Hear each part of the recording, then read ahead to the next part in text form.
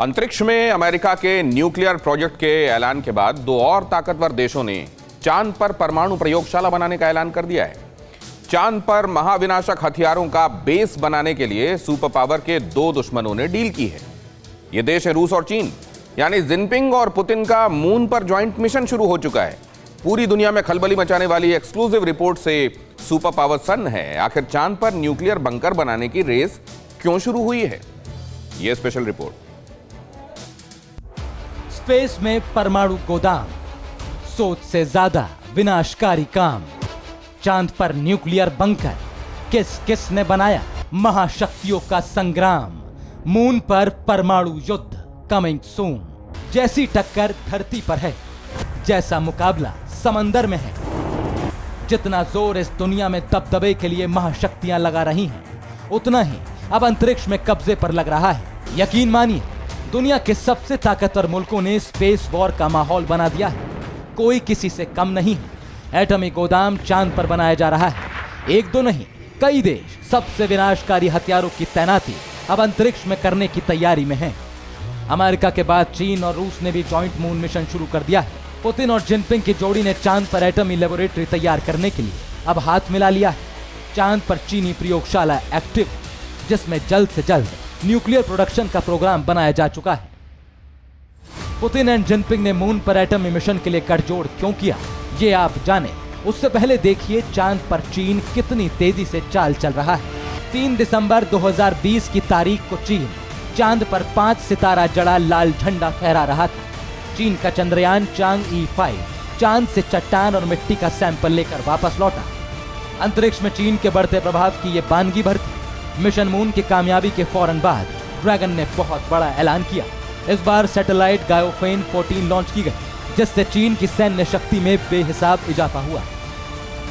गाओफेन 14 एक optical stereo मानचित्र उपग्रह है।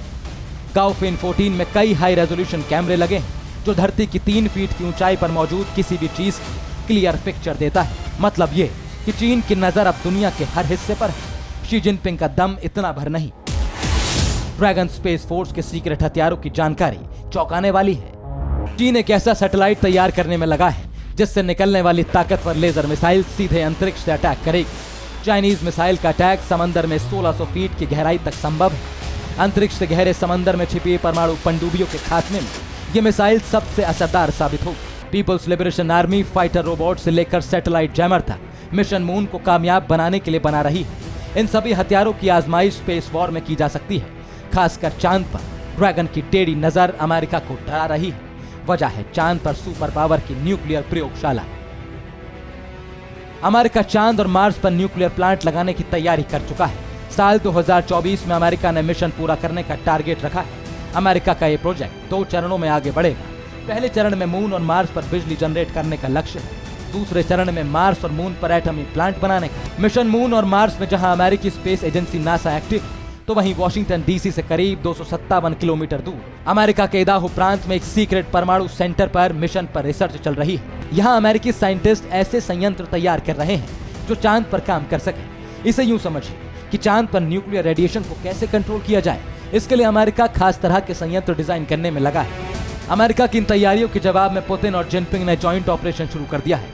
चांद के साथ ही सुपर पावर को काउंटर करने के लिए पुतिन ने अमेरिका के एक और दुश्मन को एटम बम बनाने में मदद देनी अब शुरू कर दी है।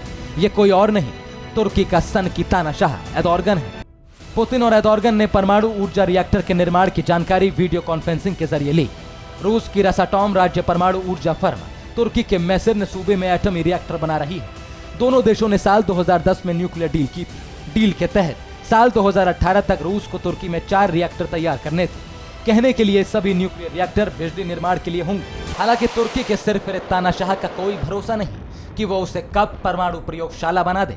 सबसे ताज्जुब की बात तो ये कि जिस तुर्की से रूस का हाल के दिनों में तगड़ा झगड़ा लग रहा था, जो एर्दोगन मोस्ट पावरफुल पुतिन को कई फ्रंट पर चुनौती दे रहे थे, उनकी एटमी प्रोग्राम में पुतिन की मदद देना समझ से परे है।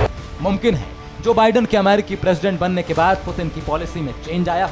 इसी वजह से सुपर पावर के तमाम दुश्मनों से दोस्ती गांठकर पुतिन माइंड गेम खेल रहे हैं। लेकिन महाविनाशक हथियारों का सिर फिरो के हाथ लगना पूरी दुनिया के लिए खतरे का सिग्नल है। Bureau report, TV9 Bharatvarsh. News top 9 रोज सुबह 7 बजे और शाम 7 बजे सिर्फ TV9 भारतवर्ष पर।